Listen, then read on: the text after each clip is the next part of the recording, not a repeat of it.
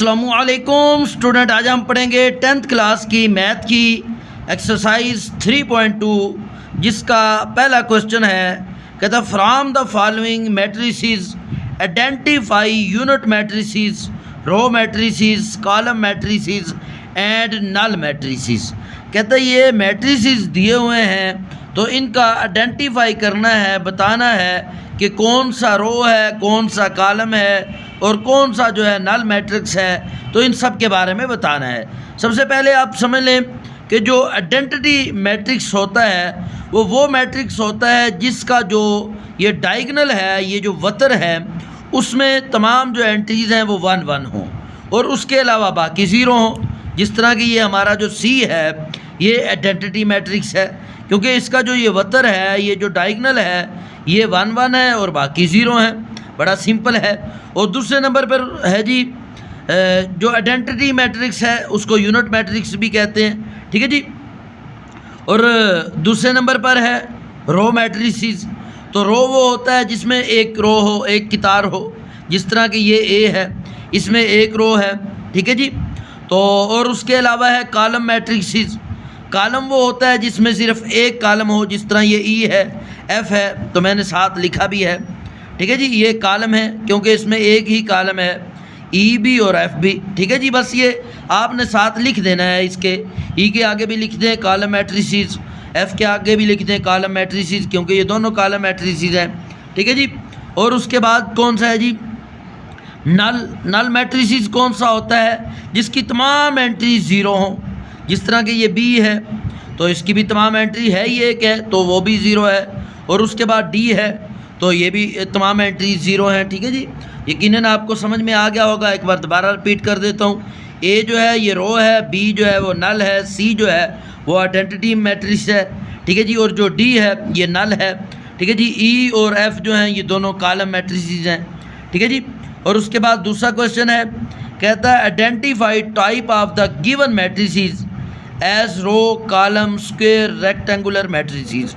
यहाँ भी वही है, मैट्रिसेस दिए हुए हैं तो इनमें बताना है कि रो कौन सा है। वो मैं बता चुका हूँ, जिसमें एक कतार हो, एक रो हो, उसको रो मैट्रिसेस कहते हैं। कॉलम जिसमें एक कॉलम हो, आगे मैं ये मज़ीद भी बताऊँगा। स्क्वायर कौन सा होता है जिसमें कॉलम और रो की तादाद बराबर हो। अगर 2 कॉलम हैं, जिस तरह ये बी देख लें, ठीक है जी, इसमें 2 कॉलम हैं और 2 ही रो हैं, ठीक है जी। वो तो पता है ना आपको, इस तरह ये कॉलम होते हैं, ठीक है जी। ये कॉलम है, ठीक है जी, और ये रो है, ठीक है जी। तो जिसमें कॉलम और रो की तादाद बराबर हो वो स्क्वायर होता है। रेक्टेंगुलर कौन सा होता है जिसमें कॉलम और रो की तादाद बराबर ना हो। तो आप बस इनको आइडेंटिफाई करते हैं। ए जो है ये कॉलम मैट्रिसेस है, ठीक है जी। इसको ये जो है ना, इसको आप रेक्टेंगुलर भी कह सकते हैं, ठीक है। लेकिन बहरहाल ये मेन जो है वो कॉलम बन रहा है तो यही लिखते हैं कॉलम मैट्रिसेस, ठीक है जी। बी जो है ये स्क्वायर बन रहा है क्योंकि इसमें कॉलम और रो की तादाद बराबर है। कॉलम भी 2 हैं, ठीक है जी, और रो भी 2 हैं। और उसके अलावा सी है ये रेक्टेंगुलर है क्योंकि इसमें कॉलम और रो बराबर नहीं है, क्योंकि जो रो हैं वो 2 हैं और कॉलम 3 हैं, ठीक है। रेक्टेंगुलर लिख दें। तो डी जो है ये स्क्वायर है क्योंकि कॉलम और रो बराबर हैं। ई देख लें, ई भी रेक्टेंगुलर है क्योंकि इसमें 2 कॉलम हैं और 3 कतारें हैं, 3 रो हैं, ठीक है जी। उसके बाद एफ़ है, एफ़ रो मैट्रिसेस होगा क्योंकि इसमें एक ही रो है, एक ही कतार है। आगे जी है, जी जो है ये स्क्वायर मैट्रिक्स होगा क्यों कि इसमें 3 रो हैं और 3 ही कॉलम हैं। 1 कॉलम, 2 कॉलम, 3 कॉलम, ऐसे 3 कॉलम हैं और 3 ही रो हैं, 1 2 3, ठीक है जी। तो आगे देखते हैं, ये एच जो है ये रेक्टेंगुलर मैट्रिसेस है क्योंकि इसमें कॉलम और रो की तादाद बराबर नहीं है, ठीक है। तो कॉलम इसमें 2 हैं, रो 3 हैं, तो सिंपल हल हो गया। अब तीसरा क्वेश्चन है, कहता है identify diagonal, scalar and unit matrices, ठीक है जी। यूनिट का तो हम पहले भी पढ़ा है जिसको आइडेंटिटी मैट्रिसेस भी कहते हैं। वो कौन सा होता है जिसका जो वतर है, ये जो डायगोनल है, इसमें तमाम एंट्रीज़ 1 1 हों, ठीक है। और इसके अलावा जो बाकी हैं वो 0 हों। तो ये देख लें, ए है, ये दोनों 1 1 हैं, वतर वाली, डायगोनल वाली, और बाकी जो हैं वो 0 हैं। और उसके अलावा स्केलर कौन सा होता है जिसकी वतर की जो तमाम एंट्रीज़ हैं वो एक जैसी हों, सेम हों।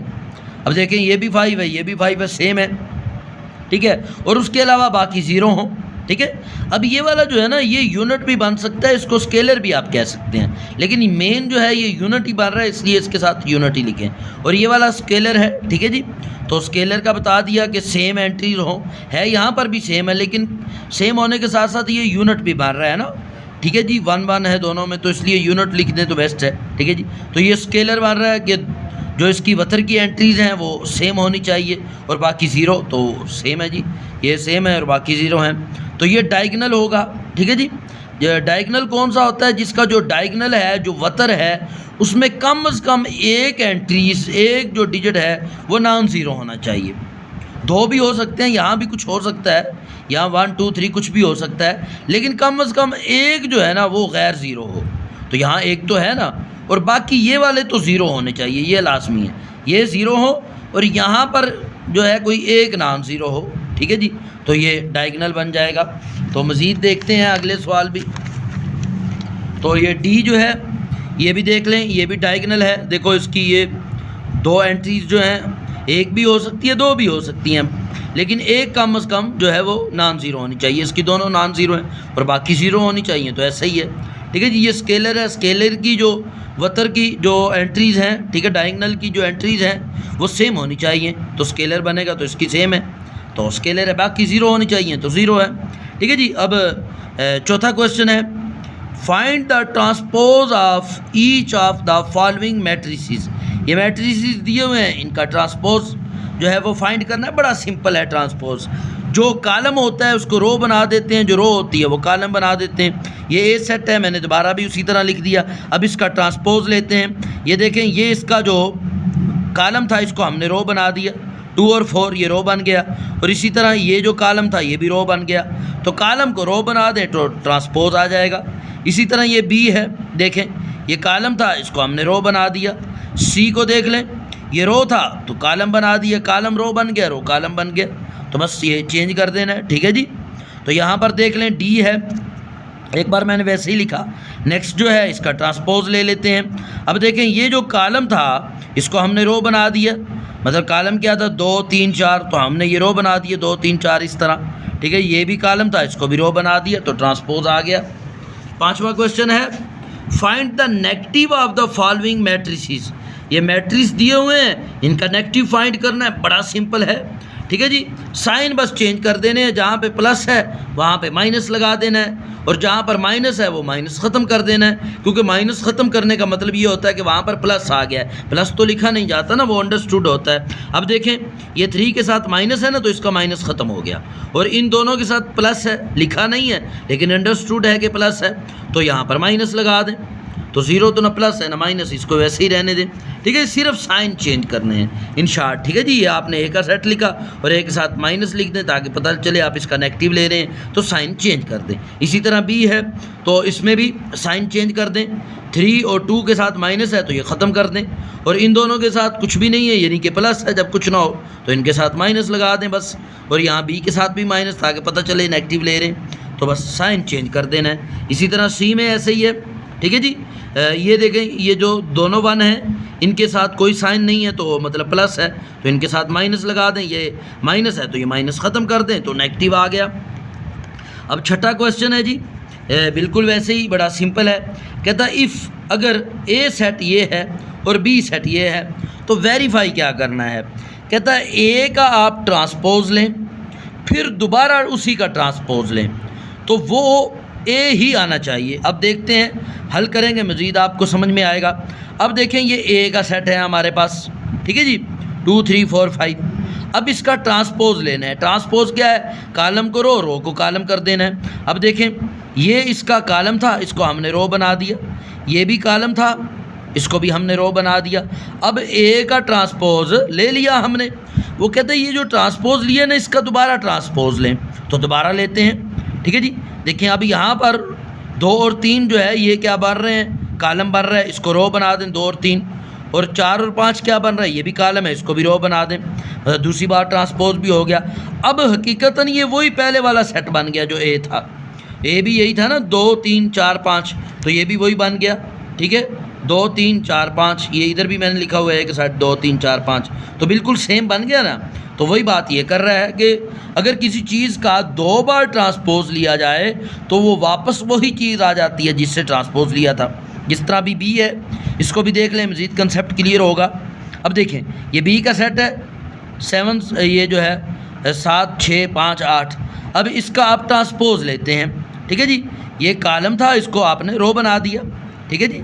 7 और 5 ये रो बन गए। इसी तरह ये कॉलम था, रो बना दिया, ये पहली बार ट्रांसपोज ले लिया। अब इसी का दोबारा लें, ये अब कॉलम है, इसको रो बना दें, 7 और 6, इसी तरह 5 और 8।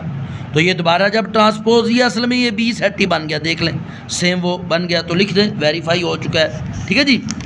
नेक्स्ट क्वेश्चन है, लास्ट क्वेश्चन है इस एक्सरसाइज का, तो वो करते हैं। कहते शो दैट, ये बताएं, ये जाहिर करें कि जो ये एल सेट है इज़ अ सिमेट्रिक मैट्रिक्स। कहते हैं ये जो एल सेट है ये सिमेट्रिक मैट्रिक्स है। तो सिमेट्रिक मैट्रिक्स कौन सा होता है? सिमेट्रिक मैट्रिक्स वो होता है कि जिसका अगर आप ट्रांसपोज लेते हैं तो ट्रांसपोज लेने से वही सेट वापस आ जाता है, कुछ भी फ़र्क नहीं पड़ता। अब ये देखते हैं तो आपको अंदाज़ा हो जाएगा। देखो, ये कॉलम था ना हमारा 2 3 4, हमने इसको रो बना दिया 2 3 4। इसी तरह ये कॉलम था 3 2 5, ठीक है जी। ये 3 2 5 और माइनस है, 2 के साथ माइनस लगाएं, ठीक है जी। इसी तरह ये एक जो था कॉलम था, इसको भी रो बना दें 4 5 0 4 5 0। अब इसको और इसको देखें तो सेम ही बन रहा है, कोई फ़र्क नहीं पड़ा। देखो, यहाँ पर भी 2 3 4 है, यहाँ पर भी 2 3 4 है, यहाँ पर भी 3 -2 5 है, यहाँ भी ऐसे ही है, नीचे भी जैसे था। मतलब ट्रांसपोज लेने से कुछ भी फ़र्क नहीं पड़ा। अगर ट्रांसपोज लेने से कुछ भी फ़र्क ना हो, वही सेट वापस आ जाए, तो उसको क्या कहते हैं? Symmetric matrix. यकीनन आपको ये एक्सरसाइज समझ में आ गई होगी। तो अगर इस वीडियो से फ़ायदा हुआ है तो इसको दोस्तों से भी शेयर करें ताकि उनको भी फ़ायदा हो।